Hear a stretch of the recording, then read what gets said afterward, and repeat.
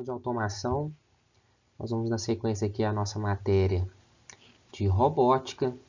Lembrando que os tópicos das nossas últimas aulas foram principalmente focados em sistema de controle. E a gente entendeu a questão de formação de uma trajetória contínua e uma trajetória ponto a ponto, né?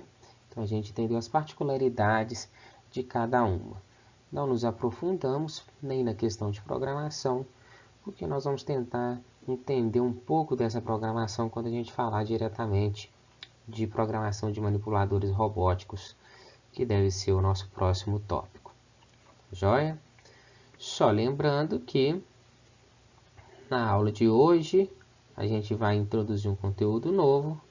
Na aula de amanhã a gente faz uma pequena revisão e provavelmente na terça-feira vocês vão fazer 3 questões relacionadas à matéria de robótica que vão contar para o simulado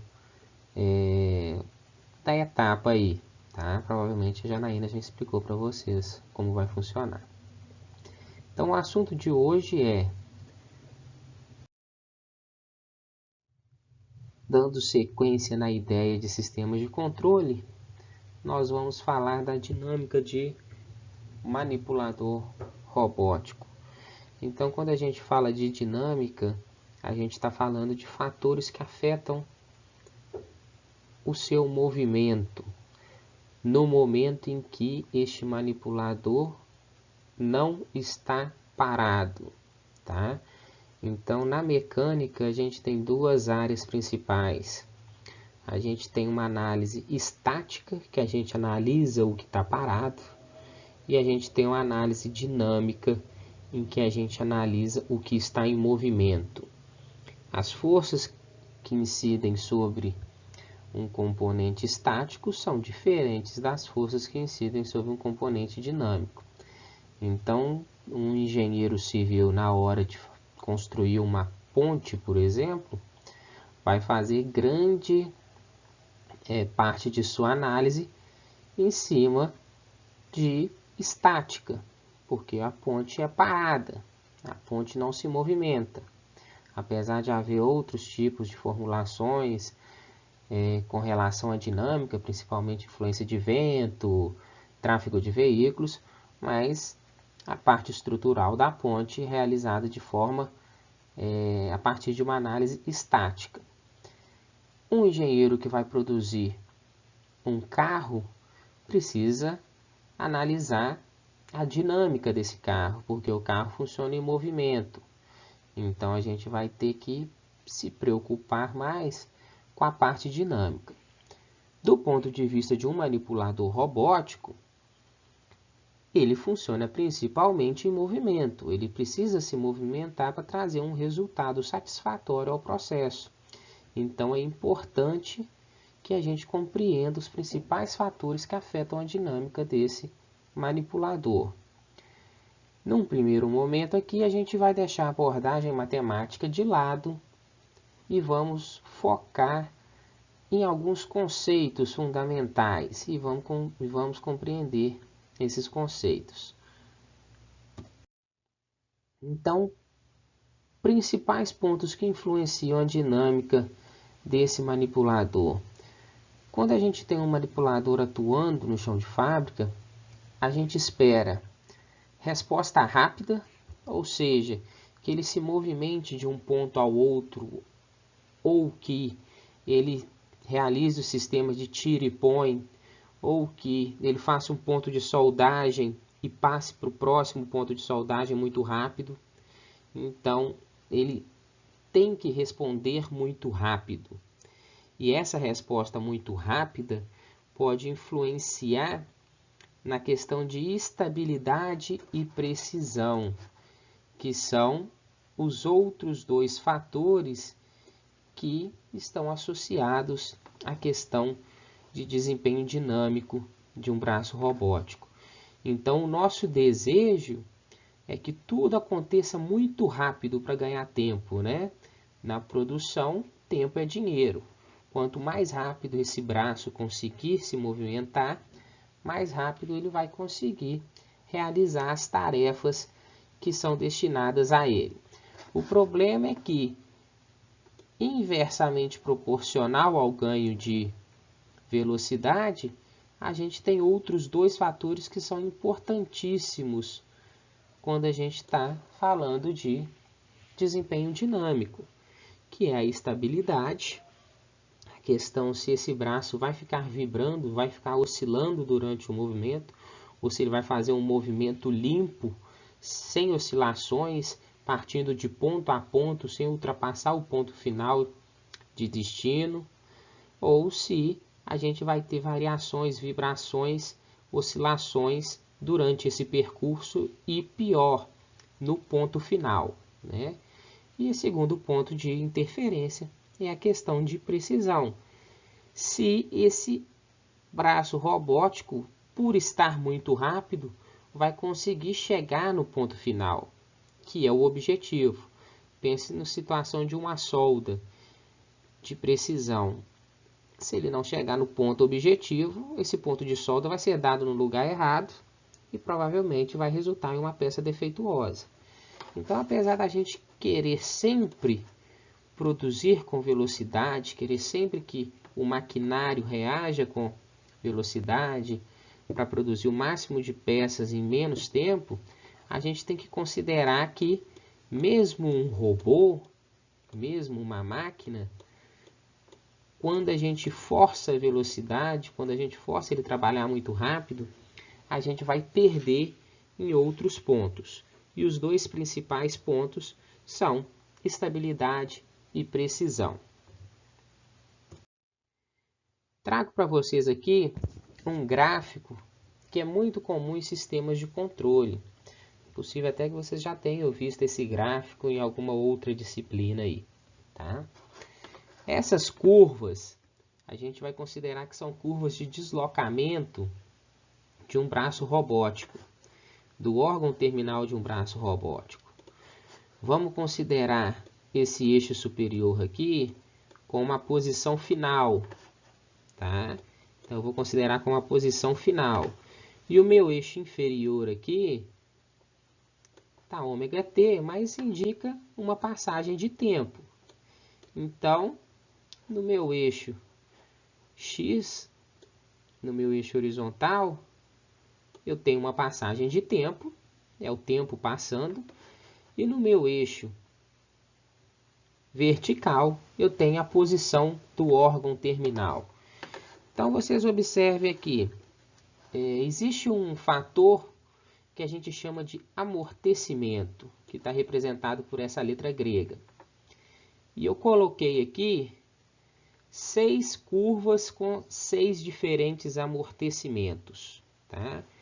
O amortecimento tem a ver com como que o sistema responde a determinado impulso. Então, vamos considerar que a minha linha vermelha é o meu objetivo, ou seja, é a posição em que eu quero que o meu atuador fique. Então, o meu objetivo é partir de uma posição inicial 0 e alcançar esse objetivo, que é a minha linha vermelha, tá? Vocês percebam, vou marcar de verde aqui. Vocês percebam aqui, ó, que as curvas que estão mais próximas do meu pontinho verde aqui, ó, são as curvas que chegam mais rápido no meu objetivo, né? Ou seja, é a nossa ideia de querer chegar no objetivo, querer sair de um ponto inicial para um ponto final muito rápido. Só que a gente percebe também, nessas curvas, uma dificuldade delas pararem nesse objetivo. Então, a gente percebe que todas essas curvas que chegam muito rápido na minha linha vermelha, elas ultrapassam minha linha vermelha, né? Então, é como se acelerasse tanto, colocasse uma velocidade tão grande, que na hora de parar no ponto final de objetivo, elas não conseguem parar e acabam ultrapassando o objetivo final, tá? Então, do ponto de vista de um manipulador robótico, em que a gente trabalha em espaços pequenos, a gente tem limitação de estrutura física, esses braços podem se chocar com outros equipamentos, com paredes, isso daqui para a gente não é interessante. Não é interessante que ocorra essa ultrapassagem de objetivo. Ou seja, não é interessante que a gente vá muito rápido e por estar muito rápido a gente ultrapasse o ponto final de destino. Então essa ultrapassagem, esse valor de sobressalto aqui, é um parâmetro que a gente chama em curvas de controle de ultrapassagem percentual, tá? O ideal é que isso daqui seja sempre zero, né? A gente não quer que ultrapasse, a gente quer que chegue no objetivo e pare ali no objetivo, tá?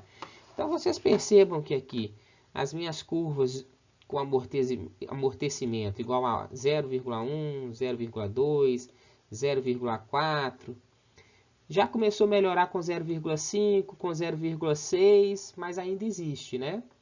Elas não acontecem de chegar no objetivo e parar exatamente naquele objetivo, né? Então, essas curvas é o que a gente chama de representam um sistema subamortecido. O sistema não consegue amortecer o tempo de parar exatamente no nosso objetivo, tá? Vocês percebem também que à medida que eu aumento o meu fator de amortecimento, passando de 0,1 para 0,2 para 0,4, eu acabo que estou aumentando aqui, ó, marcar de rosa aqui, eu acabo que estou aumentando aqui o tempo em que chego no objetivo. Então fica bem claro que eu estou ultrapassando menos. A minha ultrapassagem percentual é menor. Ou seja, o que ultrapassa do valor objetivo é um valor menor. Mas eu demoro mais para chegar no meu valor objetivo. Eu demoro mais para chegar na minha linha vermelha, né? Ao ponto em que, quando a gente chega num valor de 0,8, vocês percebam que praticamente, ó, não há ultrapassagem percentual, né? Ele praticamente chega ali no nosso valor e mantém o nosso valor objetivo, tá? Que é o nosso valor que a gente chama aqui de set point, né? O valor meta, o valor de set point. Então, esse sistema com um fator de amortecimento igual a 8, 0,8, é um sistema que a gente chama de sistema criticamente amortecido. Ele está no limite do amortecimento ali, ótimo. Ele é mais lento, mas ele provoca variações, sobressaltos bem menores, inclusive depois da estabilização. A gente tem uma redução do erro e a gente quer que o nosso braço robótico, a nossa ferramenta, que está no órgão terminal, chegue em determinada posição e fique ali parada, não fique oscilando. Então, essa situação do 8 é interessante. A gente poderia ter um terceiro tipo de sistema, que a gente chama de sistema super amortecido, né? Então, percebam que a gente tinha o subamortecido e a gente tem um sistema super amortecido, em que a gente vai ter partindo do zero, só que ele é tão amortecido que ele vai lentamente. A gente tem a vantagem de que ele realmente não vai ultrapassar o meu objetivo, mas a gente tem a desvantagem do tempo que ele vai demorar para atingir esse objetivo, né?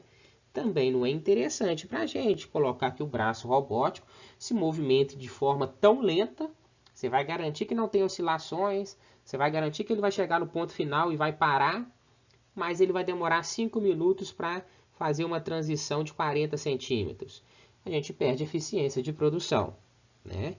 Então, trouxe esse gráfico para apresentar para vocês os três principais tipos de sistemas com relação a controle. E quando a gente está falando de controle de velocidade, a gente está falando com relação também à precisão e à estabilidade. Não adianta a gente ter um sistema muito rápido se a gente não tem um sistema preciso ou estável.